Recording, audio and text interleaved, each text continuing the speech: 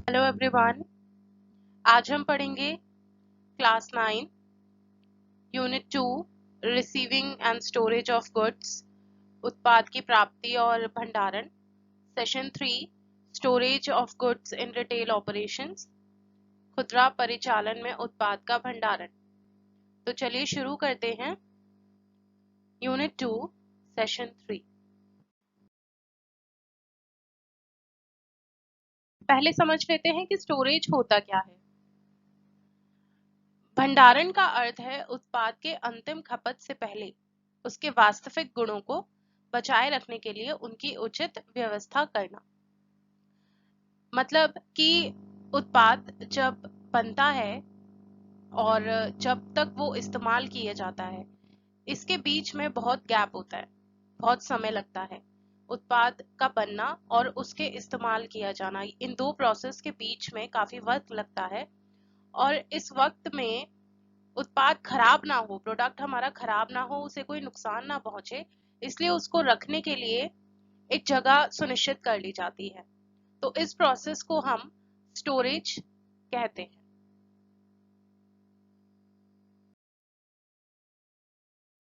आगे चलते हैं। नीड फॉर स्टोरेज यानी स्टोरेज की आवश्यकता क्या है। Sufficient arrangement of goods, retailer को उत्पाद की पर्याप्त व्यवस्था पर ध्यान देना चाहिए। अब इसका क्या अर्थ है। रिटेलर हमेशा मांग के अनुसार यानी प्रोडक्ट की डिमांड के अनुसार ही स्टॉक का ऑर्डर देता है। तो यदि स्टॉक की जो डिमांड है वो ज़्यादा है, तो रिटेलर के पास एक प्रॉपर अरेंजमेंट होना चाहिए कि वो ग्राहकों की मांग को समय पर पूरा कर सके। इसलिए भंडारण की आवश्यकता होती है ग्राहकों की मांग को सही समय पर पूरा करने के लिए।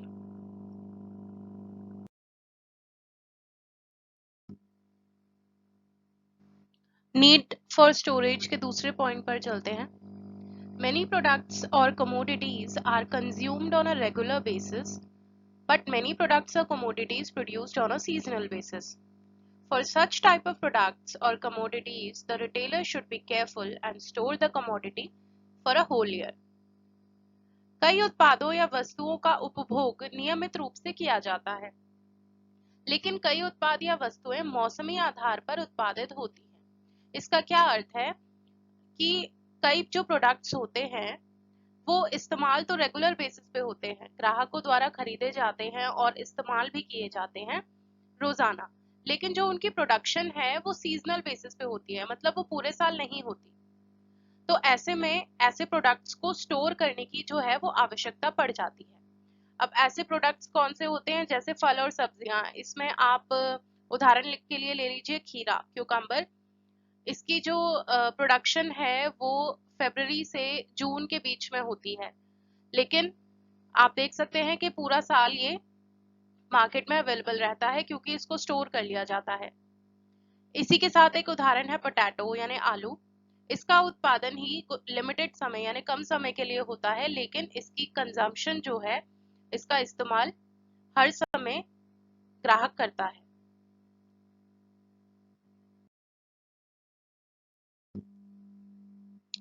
तो हम पढ़ रहे हैं कि स्टोरेज की जरूरत क्यों होती है। तो कई बार कुछ ऐसे प्रोडक्ट्स होते हैं जिन्हें अतिरिक्त देखभाल की आवश्यकता होती है, तो उसके लिए उन प्रोडक्ट्स को किसी उचित स्थान पर रखना बेहद जरूरी हो जाता है। इनमें से ही एक ऐसा प्रोडक्ट है मेडिसिन यानी दवाइयाँ।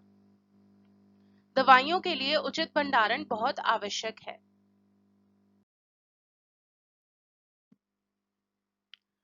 जो स्टोरेज होता है वो केवल प्रोडक्ट्स का यानी फाइनल प्रोडक्ट्स का ही नहीं, बल्कि रॉ मटेरियल यानी कच्चे माल का भी किया जाता है।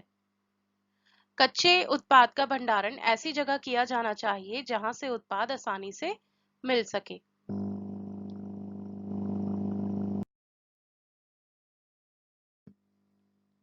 Storage of goods during the recession phase. अब रिसेशन फेज होता है कि decline in are economy status, यानी हमारी जो आर्थिक व्यवस्था होती है कुछ समय के लिए उसमें गिरावट आ जाती है। तो रिसेशन फेज में होता क्या है कि जो प्रोडक्ट की सप्लाई है वो कम होने लगती है। तो अगर प्रोडक्ट की सप्लाई कम होगी तो रिटेलर के लिए मुश्किलें बढ़ जाती हैं, वो कि ग्राहक की मांग को पूरा कैसे करेगा। तो इसके लिए बेहद जरूरी होता है रिटेलर के लिए कि वो अधिक से अधिक प्रोडक्ट्स को स्टोर करके रखे, क्योंकि जितने प्रोडक्ट स्टोरेज हाउस में अवेलेबल होंगे तो अधिक से अधिक ग्राहकों की मांग को पूरा किया जा सकेगा। तो रिसेशन फेज में जो कैरिंग कॉस्ट होती है, यानी जो स्टोरेज कॉस्ट होती है वो बढ़ जाती है, और जो रिटर्न्स होते हैं यानी प्रॉफिट मार्जिन जो होते हैं वो कम होते हैं।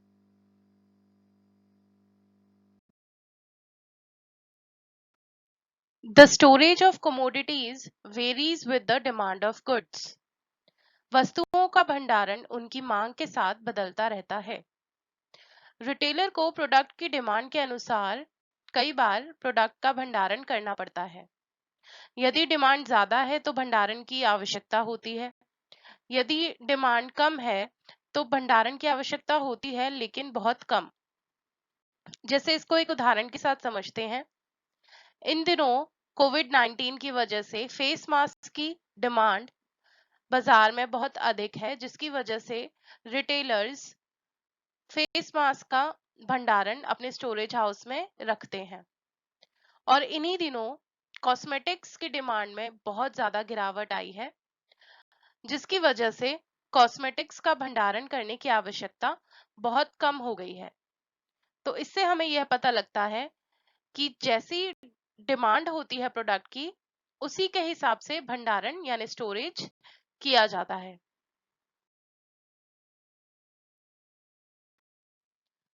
चलिए अब जानते हैं भंडारण की तकनीकों के बारे में। टेक्निक्स ऑफ स्टोरिंग गुड्स, मतलब अगर आपको स्टोरेज हाउस में प्रोडक्ट्स को स्टोर करके रखना है तो आप किन किन चीजों की सहायता ले सकते हैं। इसमें सबसे पहला है शेल्विंग एंड रैकिंग। ये कुछ इस तरीके से दिखते हैं। यदि स्टोरेज हाउस में प्रोडक्ट्स को रखा जाना है तो शेल्व्स और रैकिंग का उपयोग किया जा सकता है।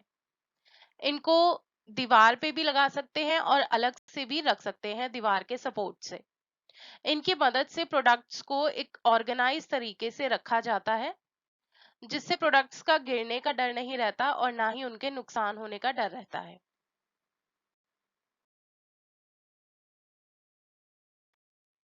भंडारण की दूसरी तकनीक जो कई रिटेलर द्वारा अपनाई जाती है वो है पैलेट्स।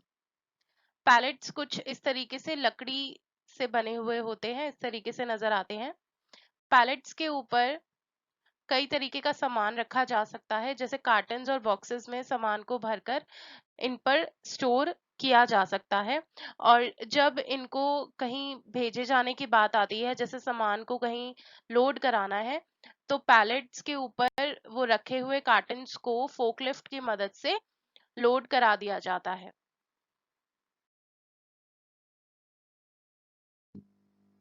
नेक्स्ट है स्टोरेज ऑफ डेंजरस गुड्स, यानी खतरनाक सामान का भंडारण।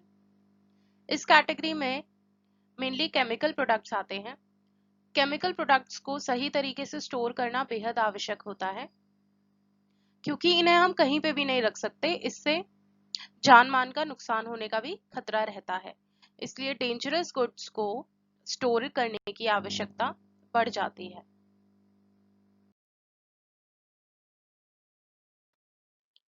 नेक्स्ट आते हैं storing food safely in a retail store. एक रिटेल स्टोर में सुरक्षित रूप से भोजन का भंडारण करना।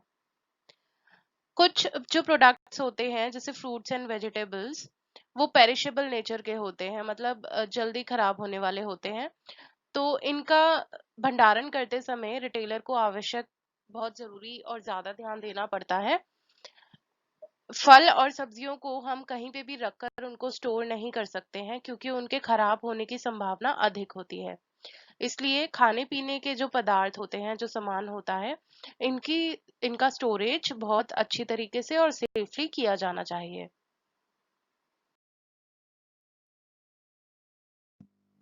अभी हमने पढ़ा कि स्टोरेज की नीड क्यों है, स्टोरेज की जरूरत क्यों है, प्रोडक्ट्स को स्टोर करना जरूरी क्यों है।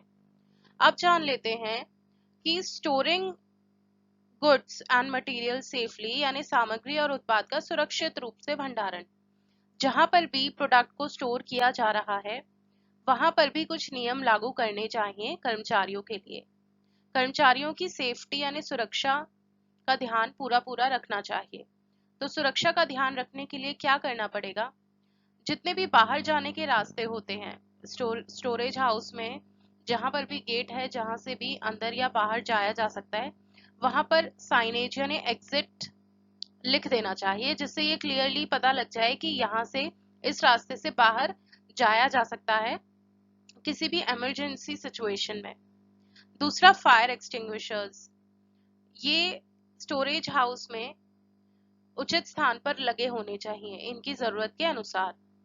इसके अलावा जो कर्मचारी हैं उन्हें सेफ्टी इक्विपमेंट्स पहननी चाहिए, और सेफ्टी इक्विपमेंट्स पहनने के लिए जो प्रॉपर ट्रेनिंग की जरूरत होती है वो भी कर्मचारियों को दिलानी चाहिए एक रिटेलर को। तो सेफ्टी एक बहुत बड़ा एस्पेक्ट है जो स्टोरेज हाउस में होना चाहिए।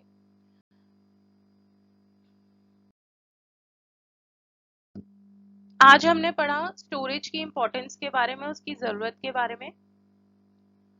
यूनिट 2 का सेशन 3 बस यहीं तक था। Thank you.